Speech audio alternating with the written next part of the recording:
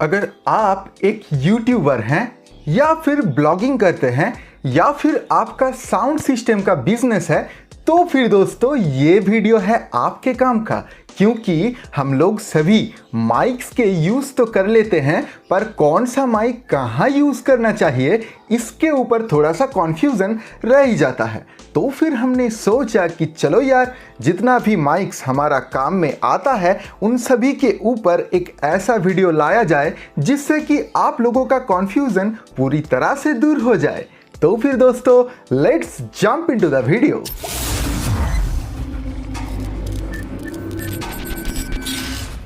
फिर पहले जान लेते हैं ये माइक बेसिक किस तरह से काम करते हैं।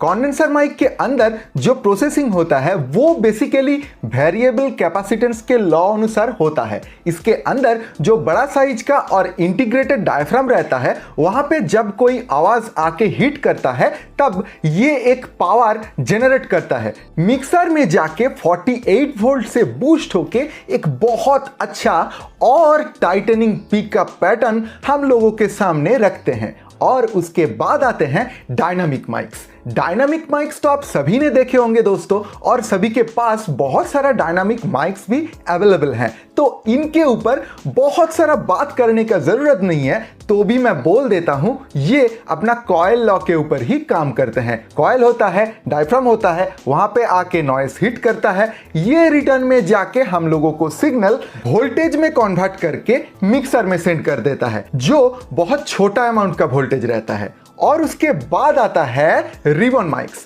माइक्स भी एक स्पेशल टेक्निकल माइक्स होते हैं जो कि बड़े स्टेज में बहुत सारे यूज होते हैं, क्योंकि ये सिर्फ एक ही चीज का पैटर्न पिकअप करने में बहुत ही माहिर है।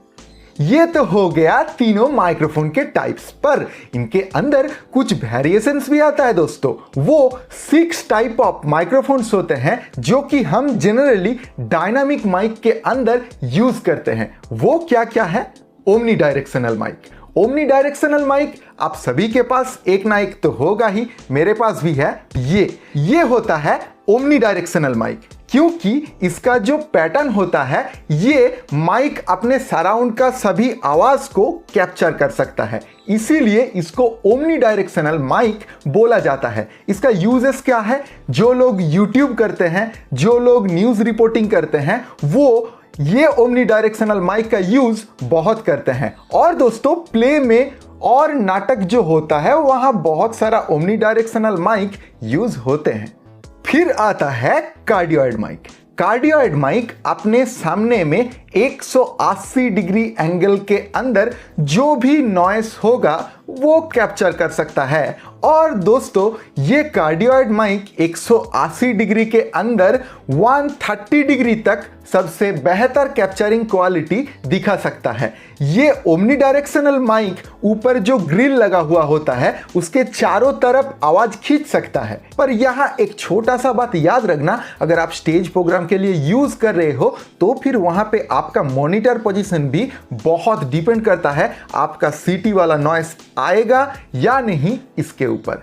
दोस्तों कार्डियोइड माइक के अंदर जो भी आते हैं, सियोर के अंदर बोले तो सियोर SM58, सियोर का SM57 LC और सियोर का बेटा सीरीज। आहूजा के अंदर आए तो आहूजा का जो 2200 आता है, 580, 780, ये सभी कार्डियोइड माइक्रोफोन के अंदर होते हैं। अब आते हैं सुपर कार्डियोइड की बारी। सुपर कार्डियोइड क्या होता है दोस्तों? ये कार्डियोइड माइक्रोफोन से थोड़ा ऊपर वाला माइक्रोफोन है जो स्पेसिफिकली किसी आवाज को कैप्चर करने के लिए बने होते हैं। ये अपना सामने वाला सबसे कम सरफेस के अंदर बेस्ट कैप्चरिंग के लिए बेस्ट माइक माना जाता है। जैसे कि ये आप समझ लीजिए शॉटगन जो माइक होते हैं वो ज्यादातर सुपर कार्डियोइड के अंदर ही आते हैं। अब आती है हाइपर कार्डियोइड की बारी। हाइपर कार्डियोइड माइक्रोफोन्स इन जनरली अपने पीछे का आवाज उतना ज्यादा नहीं खींचता। ये अपने सामने वाला जो आवाज का सोर्स है उनके ऊपर ही बहुत ज्यादा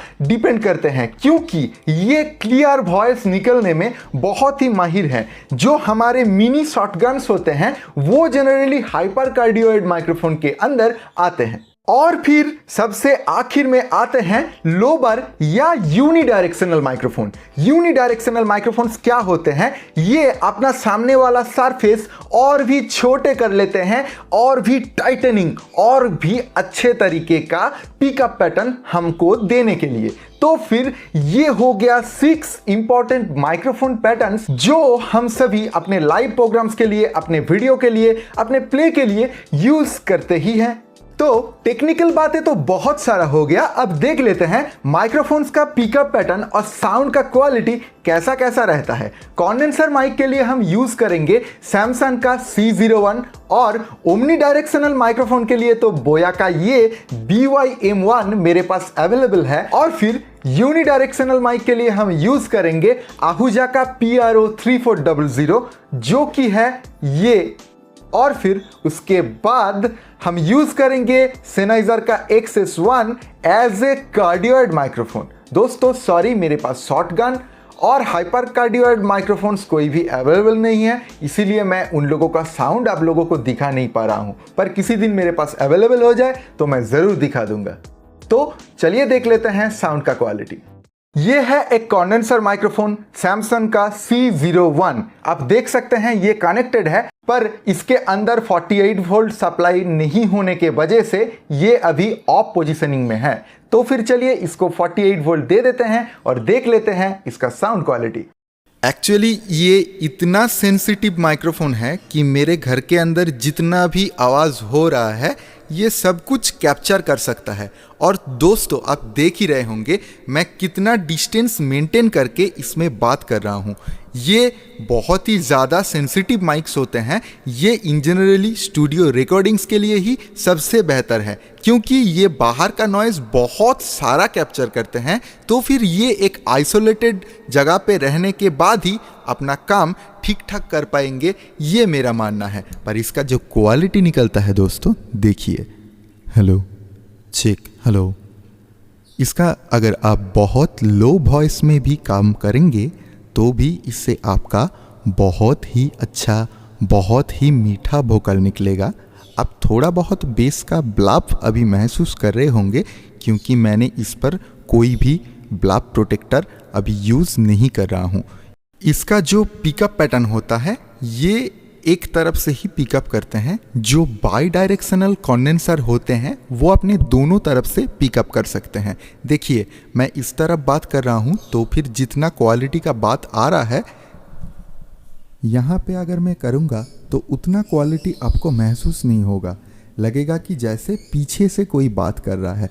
तो फिर ये हाइपर कार्डियोइड के अंदर भी थोड़ा सा आते हैं कंडेंसर होने के बाद भी, क्योंकि ये होता है पैटर्न स्टाइल। और कंडेंसर हो जाने के बाद जब हम आएंगे डायनामिक रेंज के ऊपर, सबसे पहले जो देखेंगे ये है बोया का BY-M1 वाला माइक जो कि एक बहुत अच्छा ओमनी डायरेक्शनल माइक्रोफोन है। और ये लगभग सभी यूट्यूबर पहले जब YouTube स्टार्ट किए हैं तब तो यूज़ कर ही लिए होंगे। अभी बहुत सारा दूसरा माइक मार्केट में आ गया इससे भी बेहतर क्वालिटी का, वो यूज़ कर रहे हैं। हाँ, मेरे पास यही अच्छा लगता है, काम चल जाता है मेरा, तो फिर मैं यही यूज़ कर लेता हूँ। इसके बाद अगर बात किया जाए कार्डियोइड माइक्स के ऊपर, कार्डियोइड में हम यूज़ करेंगे सेनाइजर का XS1। तो फिर देख लेते हैं कार्डियोइड कैसे साउंड करते हैं। ये कंडेंसर वाला जो क्वालिटी आप अपने कानों पे पा रहे थे ये अभी नहीं पा रहे हैं। देखिए ये है एक सिंपल सा कार्डियोइड माइक्रोफोन। इसमें आप जैसे भी यूज़ करें, यहाँ से यूज़ करें तो भी आवाज़ आएगा, यहाँ से यूज़ करें आवाज़ आएगा। देखिए यहाँ से भी यूज़ करें तो फिर अपना गेन उठा के अपना आवाज़ आप ला सकते हैं, क्योंकि ये इन जनरली सभी यूजेस के लिए माना जाता है एक परफेक्ट माइक्रोफोन। मैं आपको ये नहीं बोलूँगा कि यही वाला माइक्रोफोन परफेक्ट है। जितना भी कार्डियोइड माइक्रोफोन मार्केट में है, डायनामिक कार्डियोइड माइक्रोफोन हम सभी यूज़ करते हैं, वो सभी जनरल यूजेस के लिए ही बने होते हैं।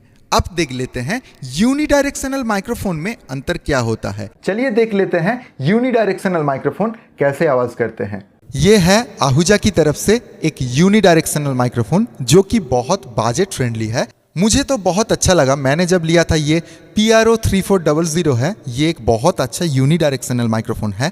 इसके ऊपर अगर आप एक ईयर प्रोटेक्टर लगा देते हैं तो उसके बाद इसका क्वालिटी जो निकलता है दोस्तों, वो बहुत ही अच्छा, बहुत ही टाइटनिंग पिकअप पैटर्न के साथ आपके कानों तक पहुंचता है। दोस्तों, ये माइक आप अपने स्टेज में सिंगर के लिए यूज कर सकते हैं ज़रूर। और जो बेसिक होम स्टूडियो स्टार्ट करना चाहते हैं, उनके पास अगर कंडेंसर के लिए बजट फिट नहीं हो रहा है, वो कोई मार्केट से अच्छा खासा अपने बजट के अंदर यूनिडायरेक्शनल माइक्रोफोन चूज कर सकते हैं अपने लिए। तो फिर यही कुछ था आज का वीडियो जो आप लोगों के सामने हमने लाने की कोशिश की है। मिलते हैं नए किसी वीडियो के साथ, तब तक के लिए जय हिंद, वंदे मातरम।